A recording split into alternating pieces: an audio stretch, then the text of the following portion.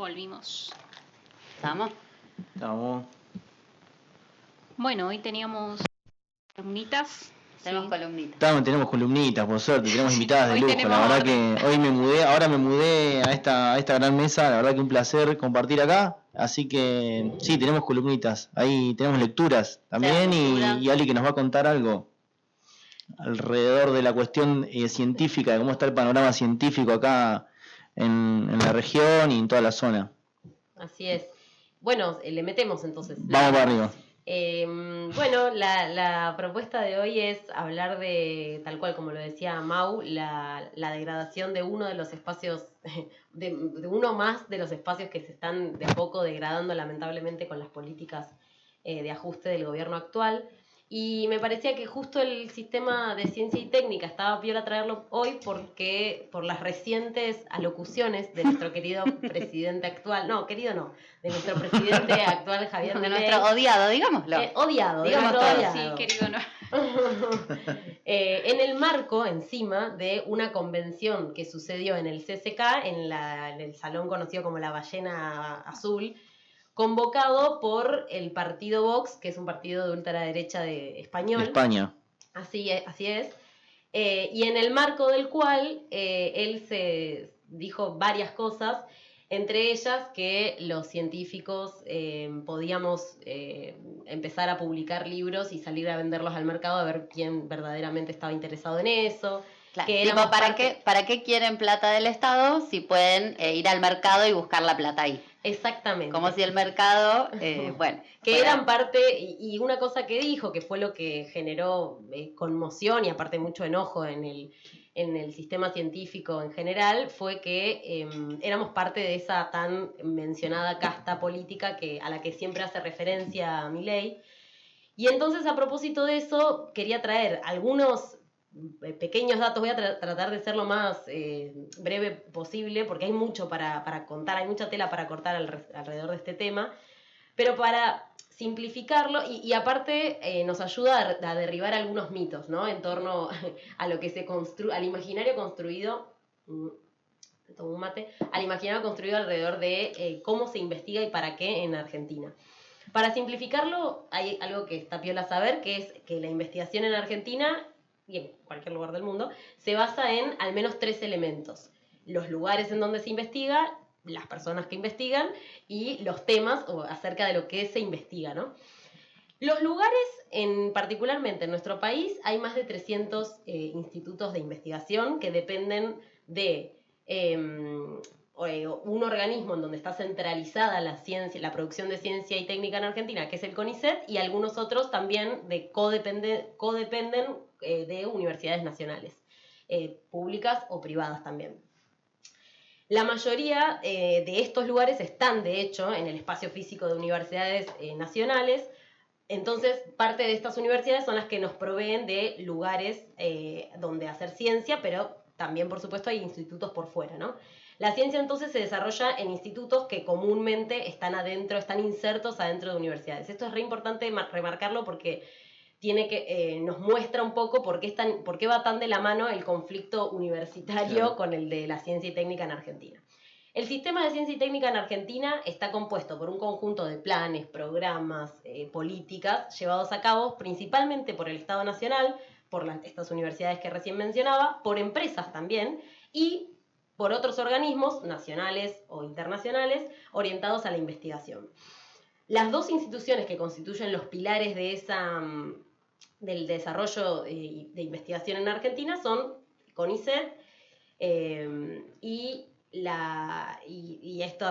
todas las universidades con sus institutos, pero también hay otros espacios donde se desarrolla la producción tecnológica, sobre todo, que algunos de ellos tal vez no los conozcamos por nombre, pero sí por las cosas que hacen en nuestro país. Está la Comisión Nacional de Energía Atómica, el Instituto Nacional de Tecnología Agropecuaria, el INTA, el Instituto Nacional de Tecnología Industrial, el INTI, la Comisión Nacional de Actividades Espaciales, que son entre todas estos espacios son los que nos ayudan a tener mejores maquinarias para que en el campo se pueda producir de una manera más atenta a las propiedades de la tierra, para que Argentina es uno de los pocos países en América Latina que produce satélites que permiten que, por ejemplo, un montón de pueblitos muy pequeños en nuestro país y alejados de las grandes capitales tengan acceso a algo tan básico hoy para nosotros como es Internet o televisión, ¿no? La TV pública abierta. Y alrededor de eso, perdón, porque justo ayer lo escuchaba en el programa de Berco, que un poco estuvieron hablando también alrededor de este tema, por el mismo catalizador. Educación. Exacto. También la cantidad de laburo que se genera alrededor de eso, porque muchas pymes, mini pymes, también se ponen en funcionamiento. Sí, necesitan de esa investigación para llevar a cabo una producción más piola, ¿no? Exacto, pero mismo estos institutos de los que habla Ali se nutren de lo que producen esas mini pymes para sus investigaciones, para sus creaciones, para llegar a ser un satélite que el pueblito del no sé dónde tenga internet. Digo, se van activando como muchas cositas, ¿no? Exactamente. Y bueno, después pensar en función de estos lugares de trabajo también quienes componen o quienes integran esos espacios, ¿no? Que son personas que intentan año a año ingresar a un sistema científico que en Argentina está centralizado en el CONICET, organizado en todos estos institutos que gozan de autonomía temática, es decir, a institutos de múltiples disciplinas, multidisciplinares, y su personal supera hoy por hoy a los 20.000 las 20.000 personas entre becarios, doctorales, becarios postdoctorales, personal de apoyo, investigadores, servicio técnico. ¿Y qué es lo que hacen estas personitas? Básicamente realizan proyectos de investigación que para realizarse tienen que ser evaluados y aprobados por comisiones específicas conformadas para esos fines. Ahí vamos con los 3 mitos a derribar en función de estas alocuciones de Milei. El primero, el de la casta también son los supuestos científicos e intelectuales. Él hace en esta conferencia que da en el marco de esta convención de Vox, construye un listado de todos aquellos que él sigue sosteniendo que forman parte de la casta política y en ese listado entramos nosotros. Ya venían entrando varios, ¿no? Todos los dependientes del Estado, los periodistas, los medios de comunicación, los investigadores de CONICET también. Y ahora se suman los jubilados. Ahora se suman los jubilados. Y esto supone que entonces que quienes trabajamos en CONICET ingresamos por algún tipo de acomodo político, ¿no? Pareciera que estamos ahí porque hubo un... Sí, es lo que desliza por debajo, ¿no? Digamos, tenés que tener alguna articulación política para poder ingresar y poder laburar en esos espacios. Exacto.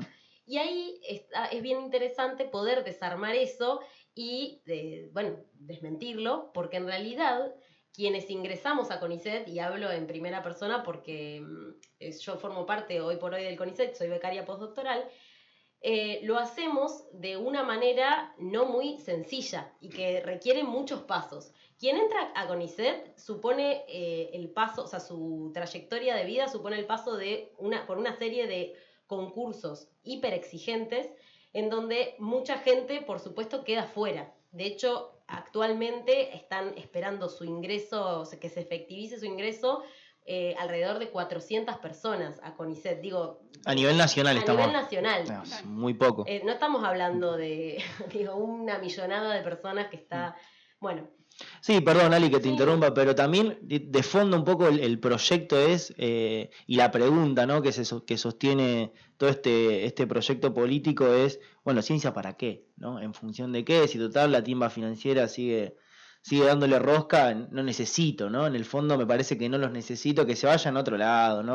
Tal cual. Que hagan sus libritos y se vayan. Bueno, pero claramente para su proyecto de país y su proyecto de sociedad y su corazón de caca, obviamente no necesita esa ciencia que sea autónoma de los intereses económicos privados, exacto, como claramente es una ciencia que le incomoda y que no le conviene.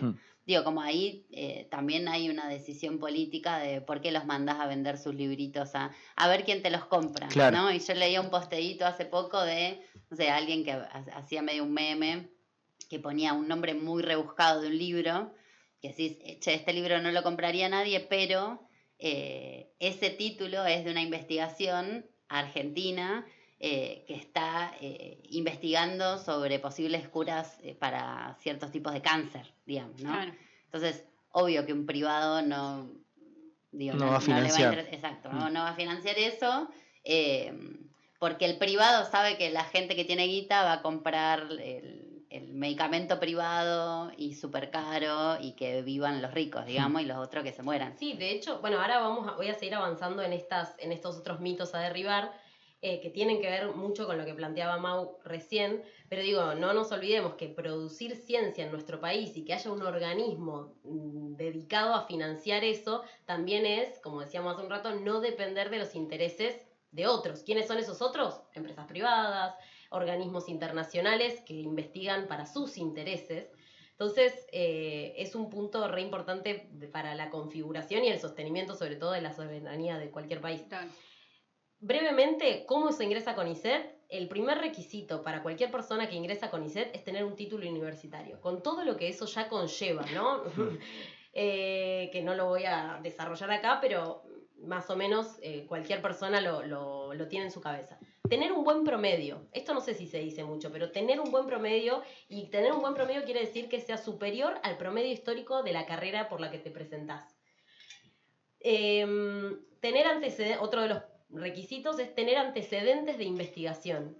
Aunque no vengas del ámbito de la investigación, te exige tener antecedentes en investigación. ¿Qué quiere decir eso? Tener algún artículo publicado en alguna revista, haber participado como ponente o como organizadora de congresos, jornadas, de haber sido parte de proyectos de investigación. Y por último, tener un tema de investigación relevante y un proyecto coherente, y eso después es evaluado por una comisión específica conformada a esos fines. Entonces, digo, ese es todo un caminito y yo solo les relaté, porque no me quiero extender en esto, el caminito de un becario doctoral, que es el primer eslabón en el ingreso a CONICET. Después tenemos los becarios postdoctorales, a quienes se nos exigen muchas más producciones científicas y muchos otros antecedentes. Y después tenemos el ingreso a carrera de investigador científico, que es la posibilidad de profesionalizarte en tanto investigador o investigadora. Una especie de planta permanente en la investigación. No, una especie no. En concreto es la planta permanente del CONICET,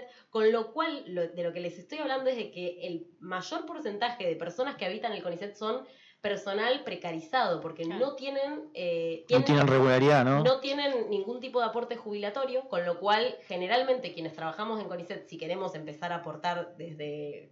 Tienen otros laburos. Tenemos que tener sí o sí otros laburos, pero en paralelo CONICET exige exclusividad, con lo cual no es que podemos... No podés tener tantos otros Aguanta, laburos. amigo, me está precarizando y encima, ¿querés tener inclusividad? Bien, son No.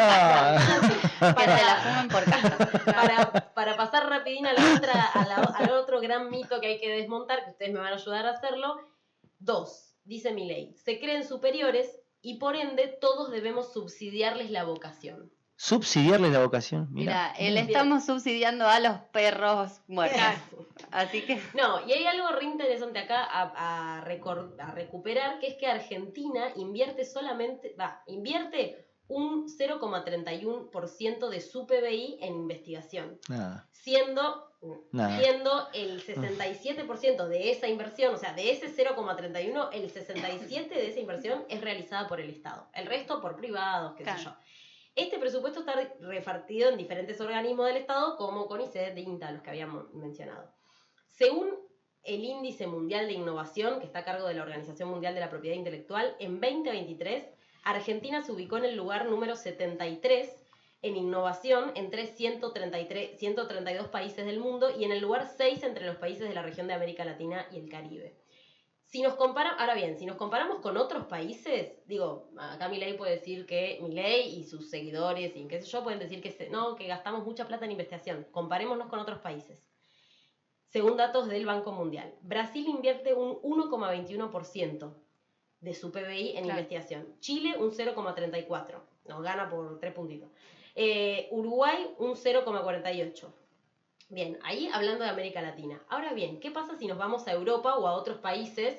Que supuestamente deberíamos imitar. Claro, países modelos. Que acá se nombran como países desarrollados, vamos a decirlo.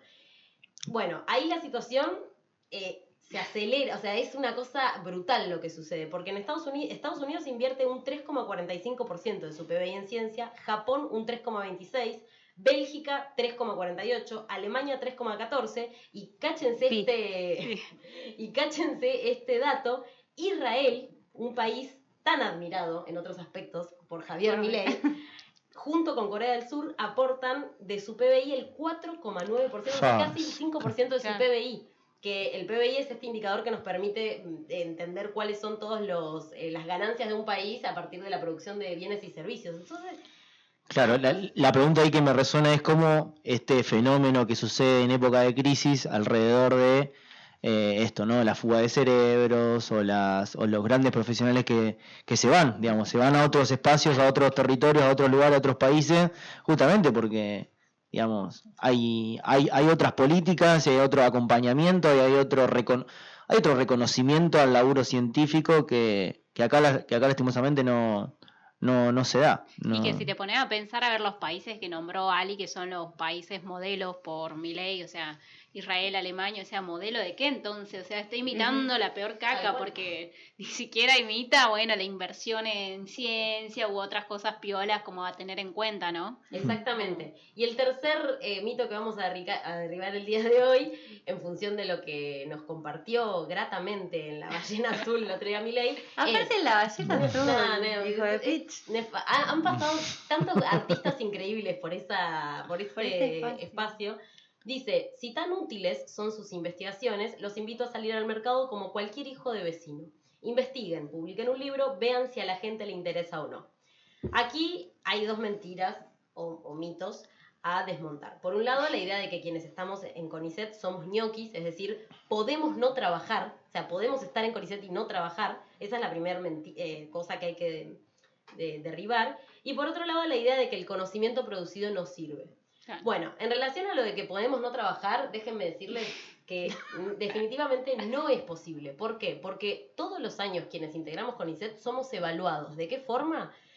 A través de la elaboración y la presentación de informes que tienen un tiempo y una forma que cumplir, a través de nuestros directores o directoras que nos evalúan constantemente la producción que realizamos en ciencia y técnica, materializada en lo que les decía hace un rato. Sí, si elaboraste artículos, si hiciste conferencias, ponencias, todo eso. Exactamente, y todo eso después va a incorporarse a una especie de currículum vitae de ciencia y técnica, que es el conocido y odiado por todos nosotros SIGEVA, que tiene como determinadas cuadraditos a completar, como un currículum cualquiera, en el cual vos tenés que ir incluyendo todas estas cosas que hiciste, y CONICET después va a decidir qué de todo eso evalúa como acreditable parte de tu trabajo, digamos. Exacto. Bien.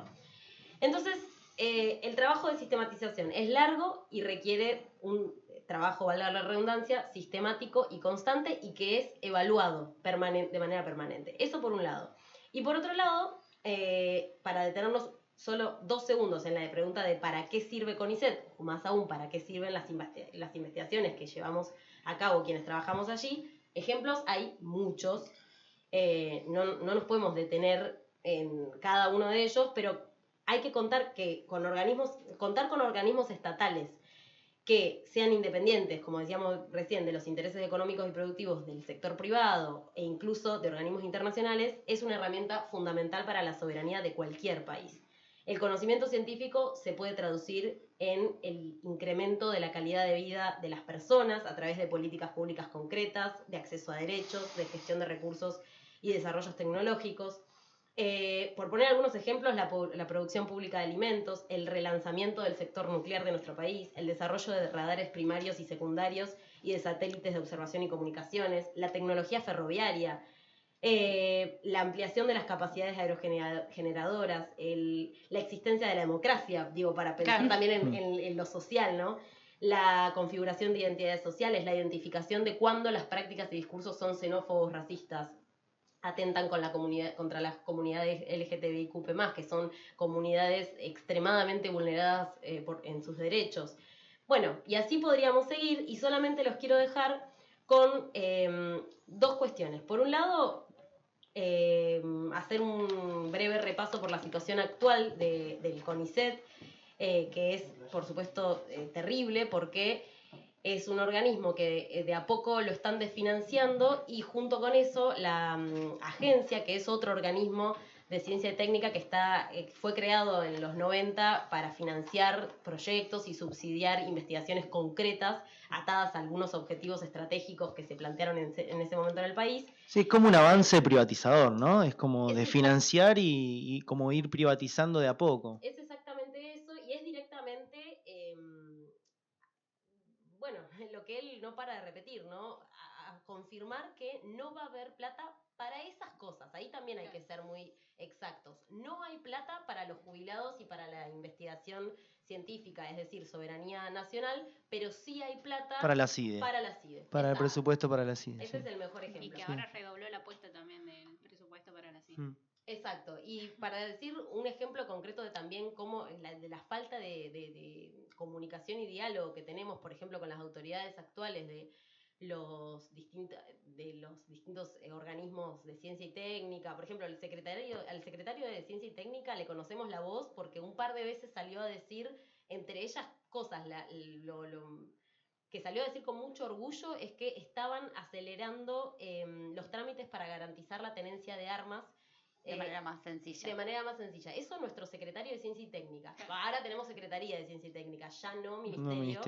Como que fue creado en el 2007, si mal no me acuerdo. Bueno, y lo último que les digo es que los invito, de hecho, a seguir en redes a RAICIT, que es la red de autoridades de institutos de ciencia y tecnología, que están lanzando hace unas semanas, una campaña que le pusieron de título El mundo que quiere Milei desprecia la ciencia y el futuro. Y ha armado una serie de plaquitas bien interesantes en donde te proponen pensar qué hubiera pasado si en otros países, e incluso en Argentina, le hubieran hecho caso a Milei. Entonces voy a leer solo una a modo de ejemplo. Dice, si le hubieran hecho caso a Milei, no se habría podido identificar los soldados caídos en Malvinas. El antropólogo Clyde Snow se dedicó a investigar la muerte del faraón Tutankamón sin saber que luego esas mismas técnicas se la transmitiría al equipo argentino de antropología forense que él mismo fundó en 1984. El EAF es parte del Plan Proyecto Humanitario Malvinas y logró identificar a 115 combatientes argentinos en un trabajo conjunto con los Ministerios de Justicia y Derechos Humanos y de Desarrollo Social de la Nación. Entonces, eso. En resumen, ciencia y técnica para nuestro país, financiar ciencia y técnica en nuestro país es no hipotecar el futuro de nuestra población y seguir construyendo soberanía nacional. Totalmente.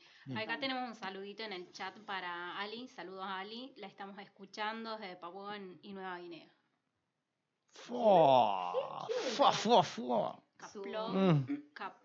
¿Desde dónde?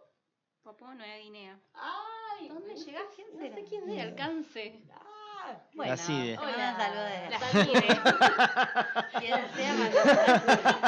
Saludos, Ali. Te estamos escuchando. ¿Nos asustamos o no? Casa de Gobierno. Bien, Marti. Bueno, hacemos un cierre de esta columnita, escuchamos un temita y volvemos con un poco de literatura.